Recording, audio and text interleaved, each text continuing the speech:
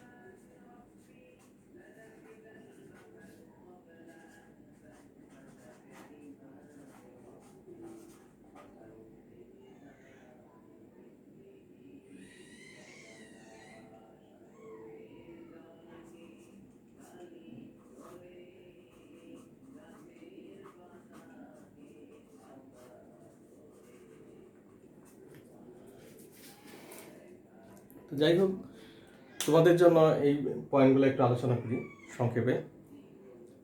যে যে লিমিটেশনগুলো আছে বা সীমাবদ্ধতাগুলো আছে সেগুলো আসলে তুমি কিভাবে বুঝবে, তুমি কিভাবে এগুলোকে অনুধাবন করবে যে ভবিষ্যতে। কারণ আমাদের কিন্তু যখন তোমরা উচ্চতর লেভেলে পড়বে, যে এই যে একাদশ দ্বাদশ শ্রেণীতে আমরা হয়তো পড়ছি এটি বাংলা মিডিয়ামে, এরপরে যখন তুমি অনার্সে যাবে, অনার্সে বেশ কয়েকবার তোমাকে পড়তে হবে বিভিন্ন বিষয়। একবার তুমি প্রিন্সিপাল অফ অ্যাকাউন্টিংয়ের ভিতরে পড়বে, আবার তুমি ম্যানেজমেন্ট অ্যাকাউন্টিংয়ের ভিতরে পড়বে, বা ফিনান্সিয়াল ম্যানেজমেন্টের ভিতরে পড়বে। বিভিন্ন সাবজেক্টে কিন্তু বিভিন্ন সময় তোমাদের এই অনুপাত বিশ্লেষণ কিন্তু পড়তে হবে, এবং সেখান থেকে বিভিন্নভাবে কিন্তু তোমাকে এই হিসাবের যে কাজগুলো সেই কাজের প্রতি কিন্তু তোমাকে প্রাধান্য দিতে হবে। অতএব ভালো মন্দ দুইটা বিষয় যদি তুমি বুঝতে না পারো, একজন ভালো অ্যাকাউন্টেন্ট হওয়ার জন্য কিন্তু এই সমস্ত গুণগুলোর কিন্তু দরকার পড়বে, যে যাতে অধ্যয়নকৃত যে জ্ঞানগুলো আছে সেইগুলো তোমরা যথাযথভাবে বুঝতে পেরেছ এবং পরবর্তীতে তোমরা যাতে এগুলাকে কাজে লাগাইতে পারো। তো এই জন্যই কিন্তু আসলে আলোচনা করা, তা না হলে আমি যেটা করতাম সেটা হচ্ছে যে বোর্ডের কোশ্চেনগুলো ধরতাম, বোর্ডের কোশ্চেনগুলো ধরে তোমাদেরকে শুধুমাত্র সমাধানগুলো করে ফেলতাম এবং বলে দিতাম যে এই কয়টা অনুপাত করলে পরে এই কয়টা তোমরা কমন পাবা।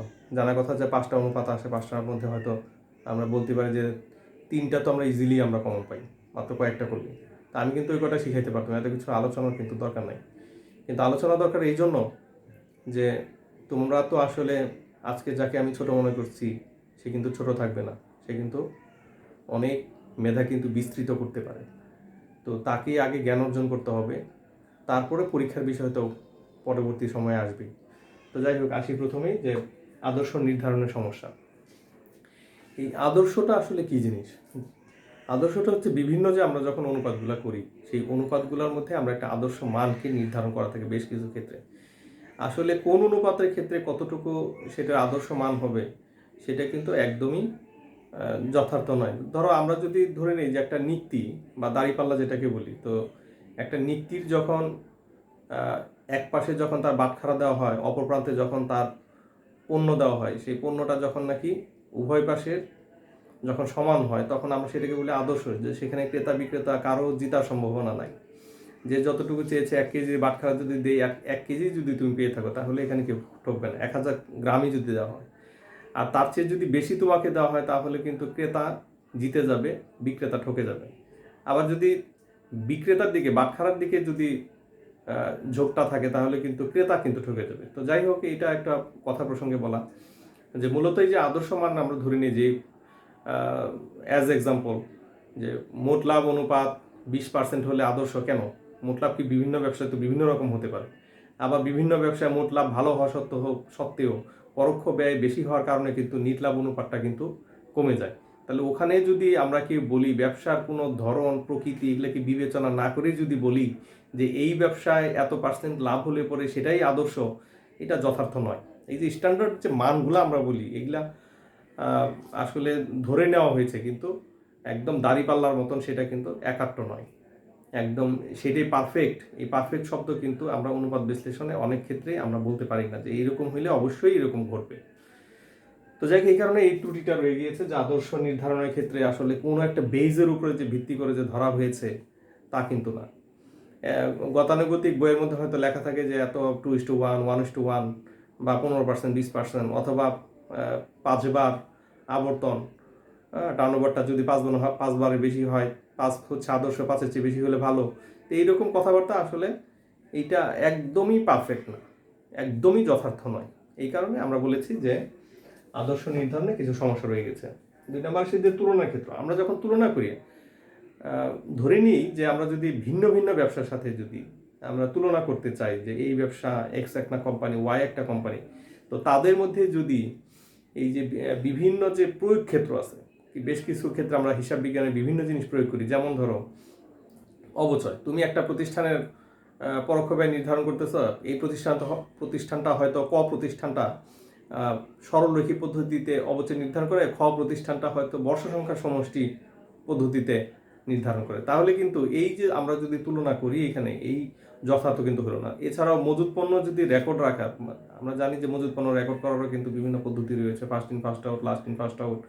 তো এইরকম যদি ভিন্ন ভিন্ন প্রতিষ্ঠান যদি ভিন্ন ভিন্নভাবে যদি রেকর্ড রাখে মজুত পণ্যে, সেই ক্ষেত্রেও কিন্তু তুলনাটা করা কিন্তু মানে জটিল হয়ে যাবে এবং তাদের মধ্যে যথার্থ কিন্তু এই ফলাফল আমরা দিতে পারবো না, বা যথার্থ ভবিষ্যৎবাণী করা বা তার প্রিকিউশন দেওয়া, প্রতিরক্ষা বা প্রতিরোধমূলক ব্যবস্থা, এগুলো কিন্তু একটাও কিন্তু দেওয়া যাবে না। আর দিলেও কিন্তু সেটা কিন্তু খুব বেশি কাজে আসবে না। তো এটা একটা সীমাবদ্ধতা রয়ে গেছে। মুদ্রাস্ফীতির বিষয়টা কি? মুদ্রাস্ফীতি হচ্ছে যে যখন কোনো বস্তু ক্রয় করতে পূর্বের তুলনায় আরও বেশি অর্থ ব্যয় করা হয় তখন আমরা সেটাকে মুদ্রাস্ফীতি বলি। তো এই যে মুদ্রাস্ফীতি যখন আমাদের এই অনুপাত বিশ্লেষণে যখন অর্থ মাধ্যমে আমরা হিসাবপত্র সংরক্ষণ করি, কিন্তু এইটাকে কিন্তু আগামী বছরে আমরা যদি এই সিদ্ধান্ত দিই যে যেভাবে ছিল গত বছর, আগামী বছরও এই অনুপাত বিশ্লেষণের উপর নির্ভর করে সেম আমরা পার্সপেক্টিভে যদি বিবেচনা করে আমরা তথ্য দেই, সিদ্ধান্ত গ্রহণ করতে বলি, বিনিয়োগ সিদ্ধান্ত যদি গ্রহণ করি, সেখানে কিন্তু একটা ভুল হইতে পারে। কারণ প্রত্যেকটা অর্থনীতিতেই কিন্তু মুদ্রাস্ফীতি কিন্তু রয়ে গিয়েছে, প্রতিটা অর্থনীতিতে। পৃথিবীতে এমন দেশ খুঁজে পাওয়া দুরূহ বা কষ্টকরই হবে যে যেখানে মুদ্রাস্ফীতি নাই।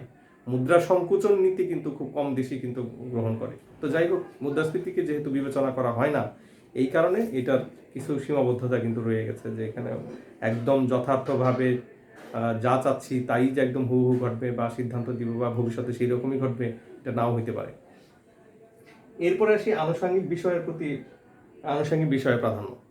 আনুষঙ্গিক বিষয় হচ্ছে যে কোনো একটা প্রতিষ্ঠানের যে পরোক্ষ ব্যয়, আনুষঙ্গিক যে খরচগুলো থাকে, বিভিন্ন ধরনের খরচ থাকে, সেই ব্যয়গুলা কিন্তু একটা প্রতিষ্ঠানের সাথে আরেকটা প্রতিষ্ঠানের বা প্রতিষ্ঠানের বিভিন্ন বছরে একটা প্রতিষ্ঠানের ভিতরে এমন হইতে পারে ভিন্ন ভিন্ন বছরে ভিন্ন ভিন্নভাবে ব্যয়গুলার মাত্রা, ক্ষেত্র, পরিমাণ এগুলা কিন্তু আলাদা হয়ে যেতে পারে। এই কারণে দেখা যায় যে এই যে আনুষঙ্গিক যে বিষয়গুলো আছে হিসাবের মধ্যে, বা আমাদের যে IAS 1 অনুযায়ী যখন আমরা বলি যে পূর্ণ প্রকাশের নীতিতে কোন কোন রিপোর্টগুলো প্রকাশ করতে হবে, তার মধ্যে কিন্তু ভিন্নতা দেখা দিতে পারে। তো এই জন্য বলেছি যে আনুষঙ্গিক বিষয়ের প্রাধান্য কিন্তু সেখানে কিন্তু থেকে যায়। এরপরে আমরা আসতেছি যে ধারণাগত ভিন্নতা। ধারণাগত ভিন্নতাটা কি জিনিস? ধারণাগত ভিন্নতাটা যে নানা জনের নানা মত হতে পারে, এক একজনের ধারণা এক এক রকম। আমি আজকে একটা প্রতিষ্ঠানে হিসাব রক্ষক বা চিফ অ্যাকাউন্টেন্ট হিসেবে কাজ করতেছি, আমার একরকম ধারণা নিয়ে আমি সেই প্রতিষ্ঠানের কাজগুলা বা অনুপাত বিশ্লেষণগুলোকে আমি বিচার বিবেচনা করতেছি, আরেকজন কিন্তু আরেকভাবেও করতে পারে। তো এই কারণে দেখা যায় যে বাজার বিশ্লেষণ বা অর্থনৈতিক অবস্থা বা উপার্জনের ক্ষমতা একরকম নয় বলে অনুপাত বিশ্লেষণও তোমার মানও কিন্তু সমান নাও হতে পারে। এরপরে আছে ব্যবস্থাপনার দৃষ্টিভঙ্গি। একটু আগে যেটা বললাম যে ব্যবস্থাপনা যারা থাকে, তোমার ম্যানেজমেন্ট যদি চেঞ্জ হয়ে যায়, তাদের দৃষ্টিভঙ্গিও কিন্তু চেঞ্জ হতে পারে। এই বছর একটা কোম্পানির যারা পরিচালনা বোর্ডে ছিল, যারা পরিচালনা পর্ষদে যারা ছিল, আগামী বছর কিন্তু তারা নাও থাকতে পারে, এবং তাদের নির্দেশনা কিন্তু একটা বিরাট কিন্তু বিষয়। ফাইন্যান্স ডাইরেক্টর যিনি থাকেন কিংবা অ্যাকাউন্টসের দায়িত্বে যিনি থাকেন, তিনি তার দৃষ্টিভঙ্গির উপরেও কিন্তু নির্ভর করে। তো প্রত্যেক ব্যক্তি বা প্রত্যেকটা প্রতিষ্ঠানে কিন্তু আলাদা আলাদা চিন্তা কিন্তু বিদ্যমান থাকে। এই সমস্ত কারণে আসলে এই যে ব্যবস্থাপনা দৃষ্টিভঙ্গিগুলো আলাদা হয়ে যায়। অভিন্ন কৌশল, আমাদের সর্বশেষ যেটা লিখেছি অভিন্ন কৌশল, এই অনুপাত বিশ্লেষণ বা আর্থিক বিবরণীতে পর্যালোচনা তাত্ত্বিক ও গাণিতিকভাবে গ্রহণযোগ্য করতে হলে নগদ প্রবাহ, তহবিল প্রবাহ, নানা কৌশলের সাথে এটিকেও অভিন্ন কৌশল হিসেবে বিবেচনা করতে হবে। এখন আমরা যদি এটাকে অভিন্ন কৌশল হিসেবে যদি বিবেচনা না করি, তাহলে কিন্তু সংঘাত কিন্তু হবে, এবং সেই ক্ষেত্রেও কিন্তু ঝামেলা কিন্তু দেখা দিবে। তো এক এক বছরে যদি এই যে কথাটা বলছিলাম যে একই প্রতিষ্ঠানের ভিতরে কিন্তু বিভিন্নভাবে যদি সেটা প্রয়োগী হয়ে থাকে, তাহলে সেই ক্ষেত্রে কিন্তু অভিন্ন যদি না হয়, সেই ক্ষেত্রে কিন্তু ঝামেলা হবে। এবং এই যে অভিন্ন হওয়ার সম্ভাবনাটাই বরং কম, বরং ভিন্নতা হওয়ার সম্ভাবনাই কিন্তু বেশি। একটু আগে কিন্তু এই কথাগুলো বললাম যে ব্যবস্থাপনা দৃষ্টিভঙ্গি, ধারণাগত ভিন্নতা বা ব্যক্তির চিন্তার ফলপ্রসূতা, এই সমস্ত বিষয়বস্তুগুলোকে যদি এখানে প্রয়োগ করা হয়, তাহলে কিন্তু ঝামেলা হয়ে যায়, এবং এই সমস্ত ট্রাবলগুলো কিন্তু অনুপাত বিশ্লেষণ ওভারকাম কিন্তু করতে পারে না। কারণ ব্যক্তির চিন্তা, ব্যক্তির প্রাধান্যতা এখানে কিন্তু রয়ে গেছে। ব্যবস্থাপনার যে সকল ক্ষেত্রে একই রকম থাকবে তা না। যখনই দেখা যায় যে উইন্ডো ড্রেসিংয়ের বিষয়টা যখন চলে আসে, তখন এই অনুপাত কিন্তু যথার্থ কিন্তু তোমার ফলাফল কিন্তু দিবে না। তো যাই হোক, উইন্ডো ড্রেসিং নিয়ে তোমরা ভবিষ্যতে আরও জানবে, আমি এইখানে লাইভে আলোচনা করলাম। এবার আসি আমাদের আজকে দ্বিতীয় বিষয়, অনুপাত হিসাব অনুপাতের ব্যবহারকারী। তো এই ব্যবহারকারী সম্পর্কে কিন্তু আমাদের জানতে হবে। এটা নিয়ে প্রায়শই আমি কথা বলি যে আসলে এই যে হিসাব বিজ্ঞানের বা হিসাব রক্ষণের যে বিভিন্ন জায়গায় যে তথ্যগুলা উৎপত্তি হয়, সেই উৎপত্তিগত তথ্যগুলোকে কারা ব্যবহার করছে, কিভাবে ব্যবহার করছে। কারণ তুমি অ্যাজ এ গুড অ্যাকাউন্টেন্ট ভবিষ্যতে তুমি কার জন্য তুমি কাজ করবে। আমাদের পেশাটা কি আসলে স্বাধীন? তো পেশা হিসেবে যদি আমি আলোচনা করছি না আজকে, আসলে অনেক ক্ষেত্রেই কিন্তু আমরা স্বাধীন না, অনেক ক্ষেত্রেই আমরা ব্যবস্থাপনার বা মালিকদের যে চিন্তা ভাবনা, তাদের যে ধরনের আচার আচরণ, সেইটার কিন্তু একটা প্রভাব কিন্তু হিসাব বিজ্ঞান বা হিসাব রক্ষণের উপরে, বা আমরা অ্যাকাউন্টেন্ট হিসেবে যখন কাজ করি আমাদের কাজের উপরে কিন্তু এটার ব্যাপক প্রভাব কিন্তু পড়ে। তো সেই ক্ষেত্রে ব্যবহারকারীদের ক্ষেত্রে আমরা বলতে পারি যে এই অনুপাত বিশ্লেষণের যে সমস্ত হিসাব অনুপাতের ব্যবহারকারী যারা থাকেন তাকে আমরা দুই ভাগে ভাগ করতে পারি। একটা জিনিস মনে রেখো যে ম্যাক্সিমাম ক্ষেত্রে হিসাব বিজ্ঞানের ব্যবহারকারী দুইটা ক্ষেত্রেই থাকে, আসলে এর কোনো ব্যতিক্রম নাই। একটা হচ্ছে অভ্যন্তরীণ ব্যবহারকারী, আর একটা হচ্ছে বাহ্যিক ব্যবহারকারী। এই দুইটা ভাগে আমরা ভাগ করে থাকি। তো প্রথমে আসি যে অভ্যন্তরীণ ব্যবহারকারী কারা। আমি এই পয়েন্টগুলো এখানে লিখছি না, আসলে তোমরা একটু বই খুঁজলেও তোমরা পেয়ে যাবা, অথবা আলোচনাটা যদি একটু খেয়াল করো যে খুব বেশি কঠিন কিছু না, তুমি জাস্ট যদি মনে রাখতে চাও তুমি কিন্তু মনেও রাখতে পারো, তোমার পক্ষে সম্ভব মনে রাখা। কারণ মনে রেখো যে এমন কিছু রিডিং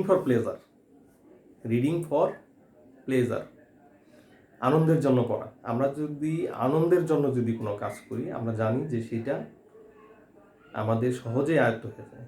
আমরা যখন সিনেমা দেখি, যদি বলি যে সিরাজউদ্দৌলা সিনেমাটা দেখতে হবে, সিরাজউদ্দৌলার কাহিনী তোমাকে পরবর্তীতে দেখার পর বলতে হবে, তুমি দেখবে সহজেই তুমি বলে ফেলছো যে ওখানে কে কে ছিল, মীর মদন, মীর কাসেম, আরও কে ছিল, মির্জাফর, ঘসিটি বেগম, লর্ড ক্লাইভ, সমস্ত চরিত্রগুলো কার কেমন ছিল তুমি কিন্তু বিশ্লেষণ করে ফেলতে পারবে। কিন্তু যদি তোমাকে সিরাজউদ্দৌলা উপন্যাস করে যদি ওই সিরাজের ব্যর্থতা অথবা ঘসিটির ষড়যন্ত্রের কৌশল এগুলো আলোচনা করতে হয়, তোমার জন্য কিন্তু কঠিন হয়ে যাবে পড়ে। তো যাই হোক, আমি এই জন্য সবসময় বলি যে রিডিং ফর প্লেজার, তুমি আনন্দের জন্য পড়ো। আর আজকে যেটা পড়াচ্ছি আসলে এই ইন্টারমিডিয়েট লেভেলে, এখান থেকে এমসিকিউ ছাড়া তো তোমাকে বিস্তারিত বর্ণনা করতে হবে না, এই জন্য যেহেতু মস্তিষ্কের চাপ কম পড়বে অতএব এটা তোমাদের খুব সহজে মনে থাকবে। একটু মোটিভেট করলাম, আসবে খুব দ্রুত একটু আলোচনা করি যে ব্যবহারকারী কারা। আমরা প্রথমে ব্যবহারকারীকে কয় ভাগে ভাগ করেছি? দুই ভাগে ভাগ করেছি। কয়ভাবে? দুই ভাগে, অভ্যন্তরীণ ব্যবহারকারী এবং বাহ্যিক ব্যবহারকারী। তাহলে আমরা দুইটা পেলাম, অভ্যন্তরীণ এবং বাহ্যিক ব্যবহারকারী। আসো এবার অভ্যন্তরীণ কারা, যারা ভেতরকার, প্রতিষ্ঠানের ভেতরে যারা থাকে। তো প্রতিষ্ঠানের ভেতরে কারা থাকে, কারা এটা ব্যবহার করে? তো প্রতিষ্ঠানের ভেতরে প্রথমে আসি মালিক থাকে, মালিক ছাড়া তো আর প্রতিষ্ঠান হয় না, তাহলে মালিক হলো সর্বপ্রথম এই সমস্ত তথ্যগুলোকে ব্যবহার করে। দুই নম্বরে কারা ব্যবহার করতে পারে? বলছে যে হিসাব রক্ষক যারা আছেন, ব্যবস্থাপনা কর্তৃপক্ষ যারা আছেন তারা ব্যবহার করবে। তিন নম্বর কারা ব্যবহার করবে? তুমি হয়তো বলবে যে প্রতিষ্ঠানের ভেতরে যে শ্রমিক সংঘ আছে বা শ্রমিক যারা আছে তারা ব্যবহার করতে পারে। যেমন ধরো অনেক সময় লাভ হলে প্রফিটের একটা অংশ শ্রমিকরা পায়, এই যে প্রফিটের অংশ কতটুকু পাবে, কত পার্সেন্টের উপরে হলে তাদের ইফিসিয়েন্সি কতটুকু হলে, কারণ অনেক ক্ষেত্রে আমরা দেখি প্রোডাকশন বোনাস দিতে হয়, সেক্ষেত্রে ইফিসিয়েন্সি রেটটা লাগে, যে এত পার্সেন্ট উৎপাদন করতে পারলে এর উপরে গেলে সে বোনাস পাবে। তো তথ্য কিন্তু এইভাবে তারা ব্যবহার করতে পারে। তারপর বলছি যে আর কারা ব্যবহার করে, বলেছি যে অভ্যন্তরীণ নিরীক্ষক, প্রতিষ্ঠানের ভেতরে যে ইন্টারনাল অডিট যারা করেন তারাও কিন্তু এই তথ্যগুলো ব্যবহার করেন। তাহলে এখানে আমরা কাকে কাকে পাইলাম, আবার একটু রিভাইজ দিয়ে নিই। আমরা অভ্যন্তরীণ ব্যবহারকারীদের মধ্যে প্রথমেই পাইলাম শেয়ার হোল্ডার বা মালিক। দুই নম্বর আমরা কাকে পেলাম, যে ব্যবস্থাপনা কর্তৃপক্ষ যারা ওই প্রতিষ্ঠানের ভেতরে যারা চাকরি করে বা অ্যাকাউন্টেন্ট যারা আছে তাদেরকে আমরা পেলাম। যে তিন নম্বর আমরা কার কথা বলছি, যে শ্রমিক সংঘ, প্রতিষ্ঠানের ভেতরকার শ্রমিক সংঘ বা শ্রমিক তারা।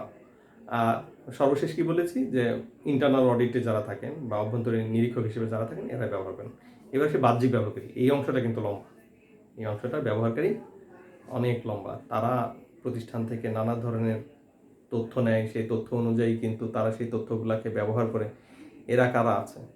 তো বাহ্যিকের মধ্যে যদি প্রথমেই যদি ধরি যদি, তাহলে সেক্ষেত্রে সবার আগে আসবে লাইসেন্সিং অথরিটি। কারা লাইসেন্স দেয়? সরকার বা সরকার নির্ধারিত কর্তৃপক্ষ। তো ওরা কিন্তু এই তথ্যগুলো কিন্তু প্রথমে ব্যবহার করে। তারপরে আমরা কি বলেছি, যে যদি কোম্পানি হয় তাহলে সিকিউরিটি অ্যান্ড এক্সচেঞ্জ কমিশন, তারা ব্যবহার করে। কে ব্যবহার করে? আমাদের কর নির্ধারণ করতে পারে।